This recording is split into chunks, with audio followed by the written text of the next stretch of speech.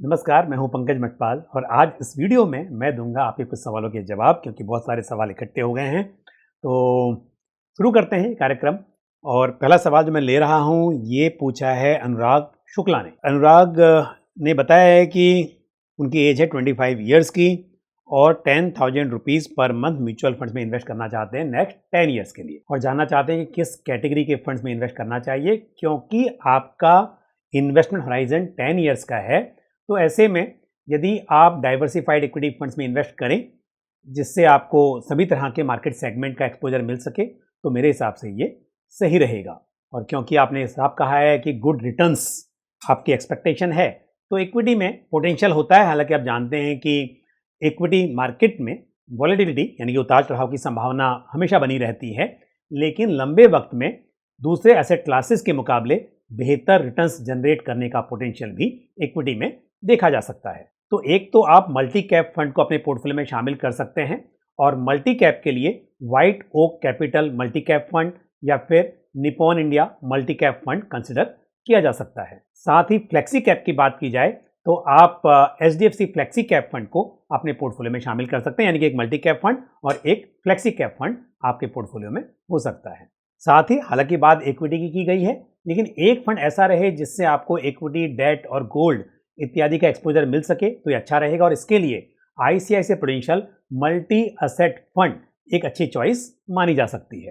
तो आप multi asset allocation fund में 4,000 पर मंथ की SIP कर लें। साथ ही एक large and mid cap fund को भी आप अपने पोर्टफोलियो में शामिल कर सकते हैं, और लार्ज एंड मिड कैप के लिए Motilal Oswal large and mid cap fund मेरे हिसाब से सही चॉइस हो सकती है। तो इस तरह से 2,500 in each fund, 10,000 rupees invest करना है, 2,500 रुपया हर स्कीम में इन्वेस्ट करके आप आगे बढ़ सकते हैं। साथ ही यदि हम 12% की कंपाउंडेड एनुअल ग्रोथ मानकर ये कैलकुलेट करें कि 10,000 पर मंथ की SIP से 10 ईयर्स में कितना पैसा बन सकता है, तो कैलकुलेशन निकल कर आ रही है 22,40,000 के आसपास।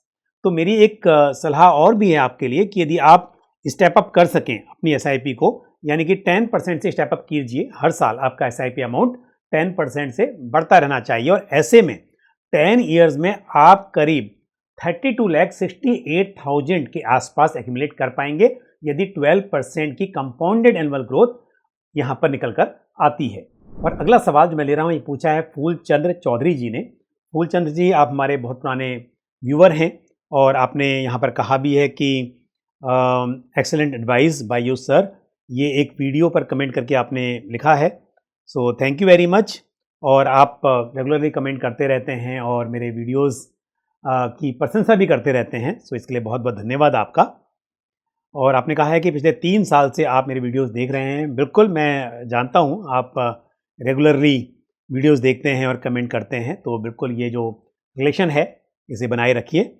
आपका सवाल ये है कि आप 5 म्यूचुअल फंड्स में SIP कर रहे हैं। पराग पारिक फ्लेक्सी कैप फंड में 4,000 rupees per month, Nippon India small cap fund में 4,000, HSBC मिड कैप फंड में 4,000 और कोटक मल्टी कैप फंड में 2,500। साथ ही SBI large mid cap fund में भी 2,500 पर मंथ की SIP आप कर रहे हैं। इसके अलावा आपकी वाइफ 17,000 पर मंथ NPS में कंट्रीब्यूट कर रही हैं और 1,50,000 का इंश्योरेंस में इन्वेस्ट हो रहा है पर ईयर का। NPS में मैंने कहा है पर मंथ, पता नहीं है मतलब आपने NPS में 17,000 आपने लिखा है, ये पर मंथ है कि पर ईयर है, मैं इसे पर मंथ मानकर चल रहा हूं। और आप कह रहे हैं कि क्या पोर्टफोलियो डाइवर्सिफाइड है? बिल्कुल, पोर्टफोलियो वेल डाइवर्सिफाइड है। साथ ही आपने सवाल पूछा है कि क्या SBI फंड को SBI गोल्ड फंड में स्विच किया जा सकता है? तो बिल्कुल कर सकते हैं, क्योंकि आपके पास already large cap, mid cap, small cap सभी तरह के फंड्स में एक्सपोजर है। तो यदि आप चाहें तो SBI large and mid cap fund के बजाय आप SBI गोल्ड फंड को अपने पोर्टफोलियो में कंसिडर कर सकते हैं। तो 10 से 15 साल का आपका इन्वेस्टमेंट होराइजन है, और जो आपने गोल कहा है बच्चों की मैरिज के लिए, तो मेरे हिसाब से ये अच्छा पोर्टफोलियो है। बिल्कुल एक गोल्ड फंड में आपको एक्सपोजर लेना चाहिए, और इसके लिए जैसा आपने सोचा है कि SBI large and mid cap fund के बजाय SBI गोल्ड फंड को आप अपने पोर्टफोलियो में शामिल करें, तो ये सही है। आप बिल्कुल ऐसा कर सकते हैं। All the best to you. साथ में यदि आप स्टेप अप नहीं कर रहे हैं तो मेरी राय यह है कि आपको स्टेप अप भी करना चाहिए। हर साल अपने निवेश को बढ़ाते रहें ताकि एक आप अच्छी पूंजी इकट्ठा कर पाएं। बढ़ते हैं आगे और लेते हैं अगला सवाल जो पूछा है सुधीर कुमार ने। सुधीर जी, आपने पहले तो कहा है कि thanks for your informative videos and solution to all queries. So thank you very much Sudhir ji, आपको हमारा काम पसंद आया। आप 38 ईयर्स के हैं और आपने कहा है कि आप पुराने इन्वेस्टर हैं और आपका रिस्क एपेटाइट जो है वो मॉडरेट है। तो आपने कुछ फंड्स में इन्वेस्ट किया हुआ है और आप उस पर मेरी राय चाहते हैं तो बिल्कुल मैं बताऊंगा। तो पराग पारिक आपके पास जो फंड्स उनके नाम आपने बताए हैं पीपीएफएस फंड हाउस का नाम है। स्कीम शायद आपके पास पराग पारिक फ्लेक्सी कैप फंड शायद होगी। तो 5000 की एसआईपी कर रहे हैं एक्सिस मिड कैप फंड में, axis mid cap 50 index fund में 5000 रुपीज़, और एडलवाइज स्मॉल कैप फंड में 5000 और साथ ही ICICI Prudential multi asset fund में 5000। तो चारों फंड्स आपके पास अच्छे हैं। मिड कैप फंड भी अच्छा है, स्मॉल कैप भी अच्छा है, साथ ही मल्टी एसेट फंड और पराग पारिक फ्लेक्सी कैप फंड, चारों फंड्स अच्छे हैं। कोई बदलाव की ज़रूरत नहीं है। इन्हीं फंड्स के साथ आप एसआईपी जारी रखें और समय के साथ एसआईपी अमाउंट को बढ़ाते रहें। All the best to you. वैसे तो आप काफ़ी समय से इन्वेस्ट कर रहे हैं तो आपने एक अच्छी खासी राशि इकट्ठा कर ली होगी, लेकिन क्योंकि मेरे पास जानकारी नहीं है कितना पैसा आप ऑलरेडी इकट्ठा कर चुके हैं, लेकिन यदि हम कैलकुलेट करें कि 20,000 रुपीज़ पर मंथ की एसआईपी से 10 ईयर्स में कितना पैसा बन पाएगा, तो 12% के CAGR यानी कि कंपाउंडेड एनुअल ग्रोथ यदि मानकर चलें तो करीब 45 लाख रुपीज़ इकट्ठा हो सकते हैं। और यदि आप यहाँ पर स्टेप अप करें, यदि आप 10% से स्टेप अप करते हैं हर साल, तो वहीं 10 ईयर्स में आप करीब 65 लाख रुपीज़ इकट्ठा कर सकते हैं। तो मेरी राय है कि फंड्स अच्छे हैं और आपका जो एलोकेशन है वो भी ठीक है। आप स्टेप अप जरूर करें, चाहे फिक्स परसेंटेज से ना सही, लेकिन जब जब आपकी इनकम बढ़ती है उसी तरह से आप इन्वेस्टमेंट अमाउंट को बढ़ाते रहें ताकि आप लॉन्ग टर्म में और बेहतर अमाउंट इकट्ठा कर पाएं। अगला सवाल जो मैं ले रहा हूं ये पूछा है मिस्टर नोएल ने। मिस्टर नोएल, आपने कहा है कि आप 2011 से म्यूचुअल फंड्स में एसआईपी कर रहे थे और ईयर 2021 में रिटायरमेंट के बाद आपने अपनी एसआईपी स्टॉप कर दी, लेकिन जो टोटल कॉर्पस इकट्ठा हुआ है आप उसमें इन्वेस्टेड हैं, आपने पैसा निकाला नहीं है। अब आप जानना चाह रहे हैं कि आपने जो इन्वेस्टमेंट किया हुआ है क्या ये स्कीम सही है या फिर आपको कहीं और स्विच करना चाहिए। आपने ये भी कहा है कि इन फंड से आपको 16% से 21% के बीच की कंपाउंडेड एनुअल ग्रोथ मिली है, यानी कि फंड ने अच्छा परफॉर्म किया है। और आपने ये भी कहा है कि हेल्थ इंश्योरेंस आपके पास है, आपको पेंशन भी मिलती है जिससे आपका जो मंथली एक्सपेंस है वो भी चल जाता है। ये जो इन्वेस्टमेंट है लॉन्ग टर्म के लिए है और साथ ही आपने दूसरा इन्वेस्टमेंट भी किया हुआ है। और जो दूसरा इन्वेस्टमेंट आपने किया है, आपने कहा है कि वो सेफली आपने इन्वेस्ट किया है, तो मानकर चल रहा हूँ वो जो इन्वेस्टमेंट है वो फिक्स डिपॉजिट या अदर ट्रेडिशनल प्रोडक्ट्स में है। तो यदि ये मानकर चलें कि ये जो इक्विटी इन्वेस्टमेंट अभी आपका है ये टोटल इन्वेस्टमेंट का एक छोटा पार्ट है, तो आप बिल्कुल इसमें इन्वेस्टेड रह सकते हैं। अदरवाइज जैसा आपने कहा है कि आपका जो रिस्क एपेटाइट है वो मॉडरेट है, मीडियम है, तो फिर उस हिसाब से आप इक्विटी एलोकेशन को कम कर सकते हैं। क्योंकि जब बात आती है इक्विटी इन्वेस्टमेंट की तो ऐसा नहीं कहा जा सकता है कि ये मॉडरेट रिस्क वाले फंड्स हैं, क्योंकि सभी इक्विटी फंड्स हैं आपके पोर्टफोलियो में और ये फंड्स हाई रिस्क फंड्स माने जा सकते हैं। और स्पेशली क्योंकि आपने मिड कैप में भी इन्वेस्ट किया हुआ है, आपने एक थीमेटिक फंड यानी कि फ्रैंकलिन इंडिया अपॉर्चुनिटीज फंड जो कि एक स्पेशल सिचुएशन फंड है वो भी अपने पोर्टफोलियो में रखा हुआ है, Kotak emerging equity fund mid cap fund है, तो आपका पोर्टफोलियो एक हाई रिस्क पोर्टफोलियो माना जा सकता है। तो पहली बात तो ये है कि यदि ये जो इन्वेस्टमेंट है ये आपके पोर्टफोलियो का एक बड़ा हिस्सा है तो आपको ओवरऑल इक्विटी में एक्सपोजर कम करना चाहिए।